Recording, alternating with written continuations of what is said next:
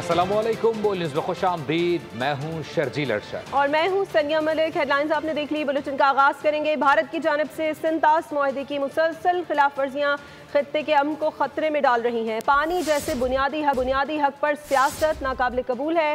पाकिस्तान ने वाज़ेह कर दिया है कि मुआहदा बदस्तूर मौसर है और भारत को दरिया नहीं ज़मीर की रुकावट का सामना है।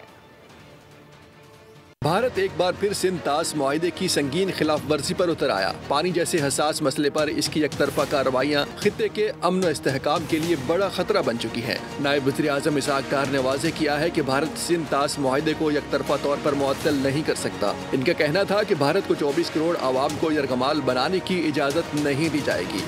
India's illegal and unilateral action of putting the treaty in abeyance has no validity.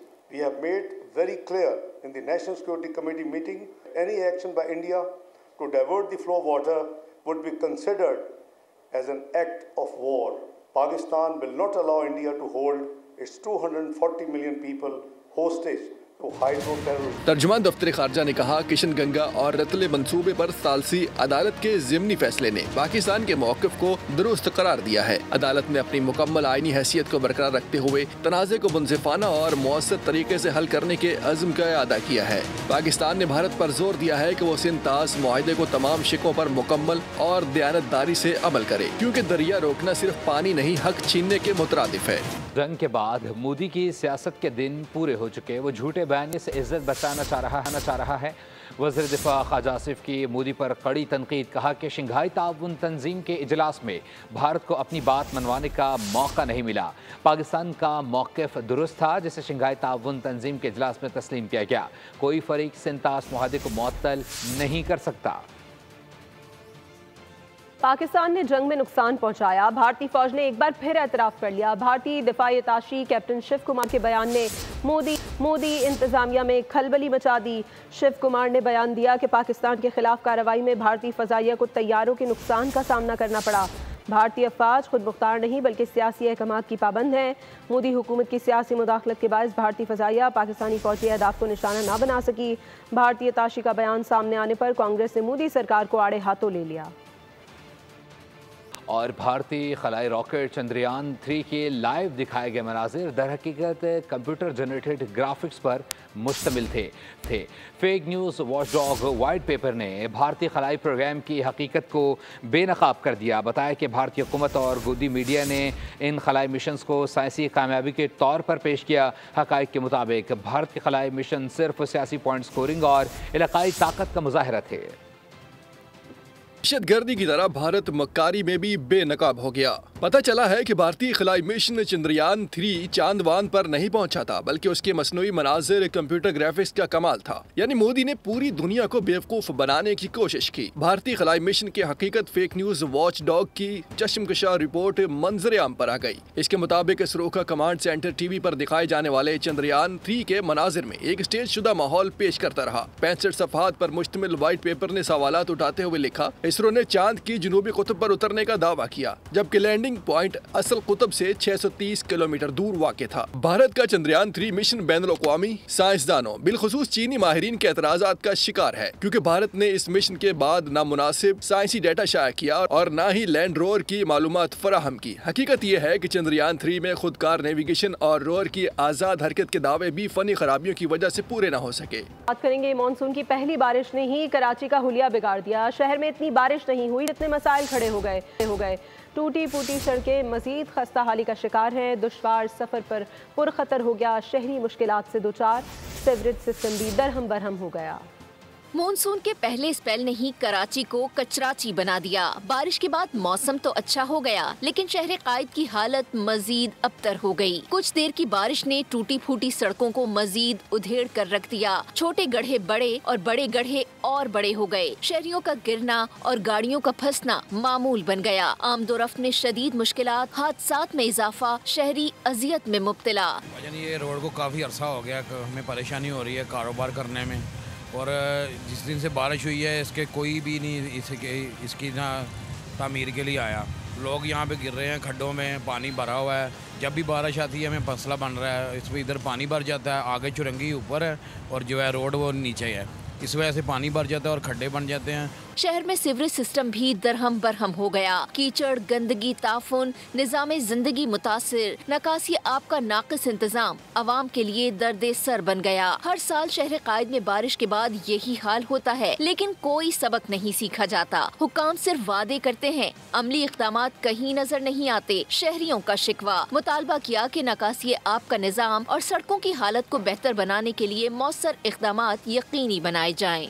Karachi के इलाके खारादर में इमारत की छत गिर गई। खुशकिस्मती से कोई जानी नुकसान नहीं हुआ। वाक़े की इत्तला मिलते ही पुलिस और रेस्क्यू अमला फौरी मौके पर पहुंच गया। स्नारकल की मदद से ऑपरेशन करके इमारत में फंसे तमाम अफराद को निकाल लिया गया। SSP सिटी आरिफ अजीज़ के मुताबिक 6 मंजिला इमारत की बलाई 3 मंजिलों पर 22 अफराद फंसे थे। इमारत 1997 में तामीर हुई थी। कुछ अरसा पहले रिहायशियों ने इमारत की मरम्मत करवाई थी। कराची की सड़कें एक बार फिर बदहाली की तस्वीर बनी हुई हैं। मेयर कराची मुर्तज़ा वहाब ने वज़ीर बल्दियात सईद गनी को ख़त लिखकर शिकायत की है कि यूटिलिटी इदारे सड़कों को बार बार खोद रहे हैं, जबकि मरम्मत के लिए वसूल की गई रकम के बावजूद कोई काम नजर नहीं आ रहा।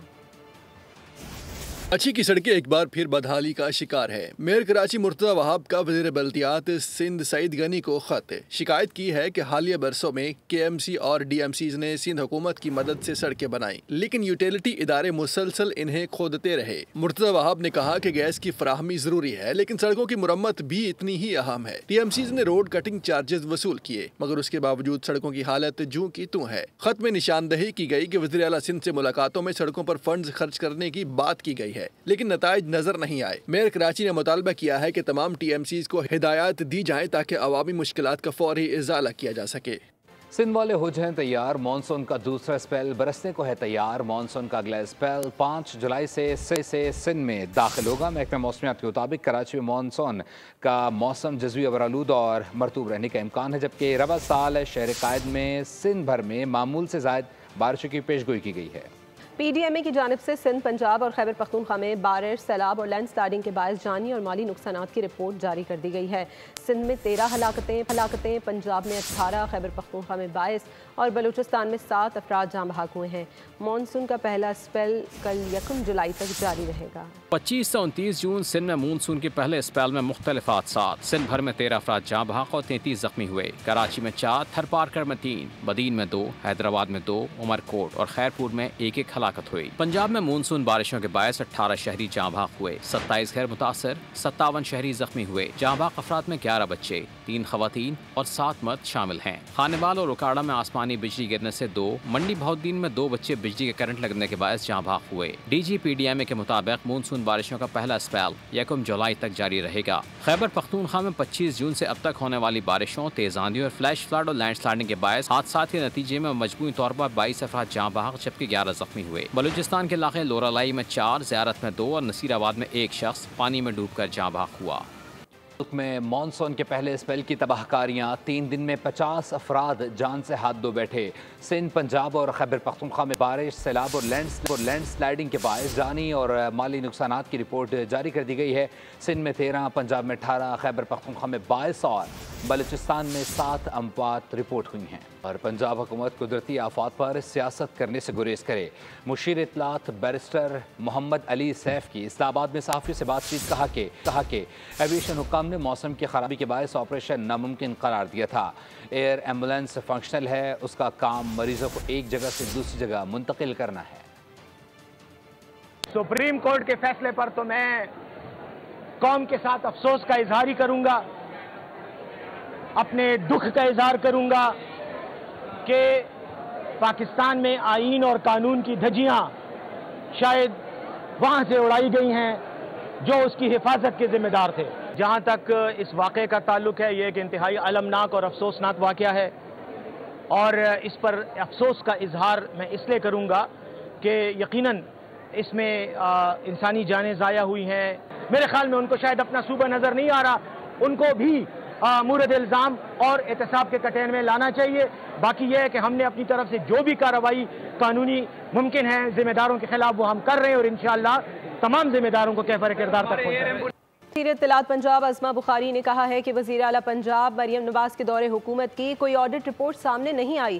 फैसलाबाद में प्रेस कॉन्फ्रेंस करते हुए उन्होंने कहा कि वो कहते थे कि एक तो ये पढ़े लिखे नहीं हैं, दूसरा कोशिश भी नहीं करते। लेकिन उन्होंने खुद पुरानी रिपोर्ट को बुनियाद बनाकर इल्ज़ाम तराशी करके अपनी काबिलियत का सबूत दे दिया।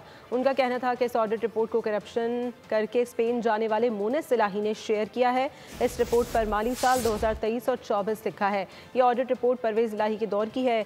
PTI दौर के पहले साल में 12 अरब रुपए की जाली रसीदें सामने आई थीं। खैबर पख्तूनख्वा में करप्शन की लंबी कहानी है।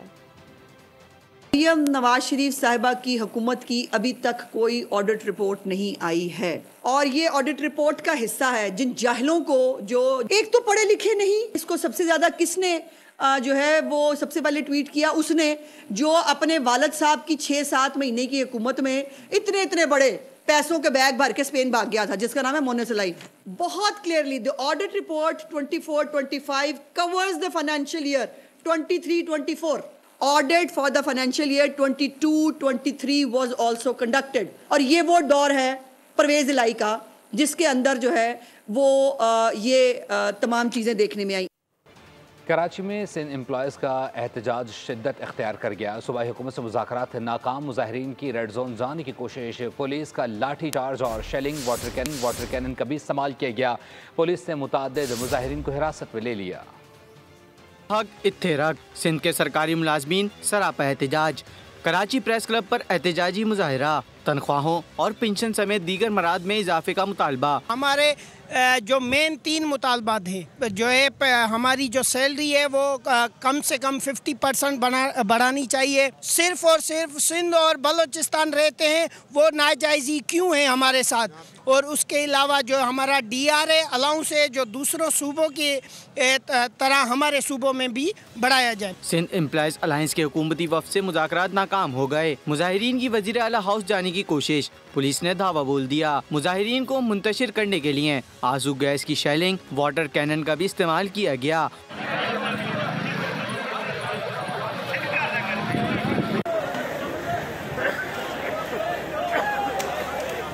मुजाहिरीन की जानिब से पुलिस पर पथराव, इलाका मैदान जंग बन गया। सूरत हाल कशीदा हो गई। पुलिस ने मुतादिद मुजाहिरीन को हिरासत में ले लिया। अहम शाहराहों पर ट्रैफिक की रवानी शदीद मुतासिर रही। मुजाहिरीन का कहना है कि हुकूमत ने मुतालबात ना माने तो एहतजाज का दायरा कार पूरे सिंध तक फैला दिया जाएगा। मज़ीद भी तफसीलात जान लेते हैं हमारे नुमाइंदे साद गुज्जर से। साद बताइएगा इस वक्त क्या सूरत हाल देख रहे हैं और क्या कहना है मुजाहिरीन का?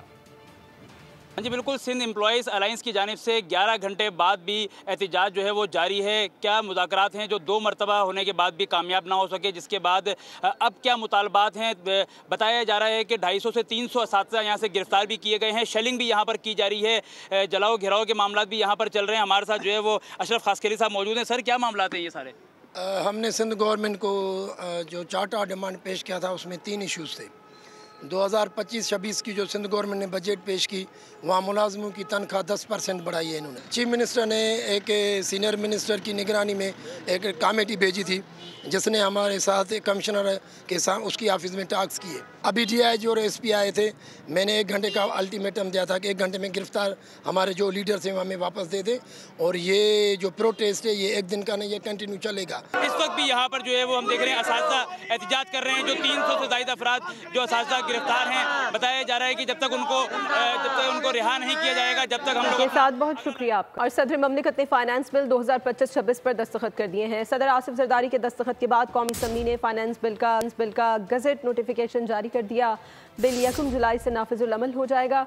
मंजूरी के लिए कौमी असम्बली ने हुकूमत की 10 मुकम्मल और 2 ज़ेली तरमीम की हिमायत की थी। अपोजिशन की 78 तरमीम को ऐवान ने मुस्तरद किया था। हुकूमत ने घरेलू सार्फिन के लिए बिजली के बिलों में शामिल इलेक्ट्रिसिटी ड्यूटी ख़त्म करने का फैसला कर लिया। वज़ीर तवानाई अवैस लगारी ने तमाम वज़ीर आला को ख़त अरसाल किए हैं, जिसमें कहा गया है कि कल 1 जुलाई 2025 से बिजली बिलों के ज़रिए सूबाई इलेक्ट्रिसिटी ड्यूटी की वसूली बंद होगी। बिलों में टैक्सों का बोझ कम करना चाहते हैं। बिलों में मुताद्दिद चार्जेस और ड्यूटीज से सार्फिन उलझन का शिकार हैं। वफाक के वज़ीर ने ख़त लिखा कि बिल सिर्फ बिजली के असल खर्च को ज़ाहिर करें। यहाँ हमारा हदफ है सूबे मुतबादल मुतबादिल ज़राए से ड्यूटी वसूली के तरीके तजवीज़ करें। हुकूमत इजाफी चार्जेस का खात्मा और सार्फिन से बिलों के जरिए सिर्फ बिजली की कीमत वसूल करना चाहती है। नेपरा ने के इलेक्ट्रिक के मामले पर समाअत मुकम्मल कर दी। KEFCA की मद में ₹4.69 सस्ती करने की दरख्वास्त पर समाअत मुकम्मल हो गई। पावर डिवीज़न की जानिब से दूसरी बारी भी दरख्वास्त मौसर करने की इस्तदा की गई। चेयरमैन नेपरा का कहना है तमाम स्टेक होल्डर्स की राय सुनी है, पावर डिवीज़न की इस्तदा और के इलेक्ट्रिक की दरख्वास्त पर सोच विचार की जाएगी। नेपरा कानून के मुताबिक फैसला करेगी, वजारत या किसी स्टेक होल्डर की राय से नहीं। FBI रवा माली साल का हदफ हासिल करने में नाकाम। 1470 अरब का तारीखी शॉर्टफॉल पैदा हो गया है। FBI दूसरे नज़रसानी शुदा हदफ को भी हासिल न कर सका। दूसरे हदफ में 400 अरब का शॉर्टफॉल रहा। FBI का रवां साल आमदन का हदफ नाकाम हो गया। ज़राए का कहना है कि साल 2024-25 का हदफ हासिल नहीं हो सका है। FBI की इस नाकामी से 1477 अरब का तारीखी शॉर्टफॉल पैदा हो गया। FBI दूसरे नजरसानी शुदा हदफ को भी हासिल न कर सका। ज़राए के मुताबिक पहले नजरसानी शुदा हदफ में 832 अरब का शॉर्टफॉल रिकॉर्ड किया गया। FBI के दूसरे हदफ में भी कामयाबी नहीं हो सकी। दूसरे में 400 अरब का शॉर्टफॉल रहा। रवा माली साल FBI का टैक्स हदफ 12,977 अरब रुपए मुकर्रर था। पाकिस्तान स्टॉक एक्सचेंज में तेजी रही और 1248 पॉइंट्स का इजाफा हुआ। तारीख में पहली बार 100 इंडेक्स 1,25,627 पॉइंट्स की बुलंद सतह पर बंद हुआ। आज मार्केट में 35 अरब रुपए मालियत के 1 अरब 14 करोड़ हिस्से के सौदे हुए। मजमूई तौर पर 481 कंपनियों में शेयर्स का कारोबार हुआ। सोना 800 रुपये मजीद महंगा हो गया। 1 तोला सोने की कीमत 3,50,200 रुपये हो गई। आलमी सराफा मार्केट में सोना $8 इजाफे से $3,282 फी औंस हो गया है। 10 ग्राम चांदी की कीमत 629 रुपये बढ़कर 3,282 रुपये पर जा पहुंची है। बलूचिस्तान हाई कोर्ट के सीनियर जज जस्टिस कामरान मल्ला खेल ने जुडिशल कमीशन ऑफ पाकिस्तान को ख़त लिख दिया है। ख़त में साबिक जज नज़ीर अहमद लांगू की मुसलसल नामजदगी पर एतराज़ उठाया गया है। जस्टिस मल्ला खेल का मौक़िफ़ है कि जस्टिस एजाज स्वाति के चीफ जस्टिस बनने के बाद इस नामजदगी का मकसद पूरा हो चुका है, इसलिए रिटायर्ड जज को दोबारा शामिल करना मुनासिब नहीं। पाकिस्तान के लिए एक और बड़ा एजाज़। आलमी बरादरी ने पाकिस्तान पर एतमाद का इजहार करते हुए पाकिस्तान को अक़वाम मुत्तहिदा के इंडस्ट्रियल डेवलपमेंट बोर्ड के 53वें इजलास का सदर मुंतखब कर लिया गया। पाकिस्तान ने जिम्मेदारियां संभालनी हैं। पाकिस्तान के मुस्तकिल मंदूब कामरान अख्तर अक़वाम मुत्तहिदा इंडस्ट्रियल डेवलपमेंट बोर्ड के इजलास के सदर होंगे। पाकिस्तान को यह अहम मौका पहली मरतबा मैसर आया है। पाकिस्तान के यूनेडो में वसी कलमदान के तहत $350 मिलियन के मुतादिद जारी और तयशुदा मनसूबे जारी हैं। सितंबर में होने वाले एशिया कप के वेन्यू का फैसला हो गया। ज़राए के मुताबिक एशिया कप दुबई में कराने का फैसला कर लिया गया। ज़राए के मुताबिक मामलात को हतमी शक्ल दी जाने लगी है। एशिया कप T20 फॉर्मेट में खेला जाएगा। एशिया कप की मेज़बानी इस मरतबा भारत के पास है। ज़राए का बताना है कि एशिया कप से कबल 3 मुल्की सीरीज़ से मुतालिक बातचीत का सिलसिला भी जारी है।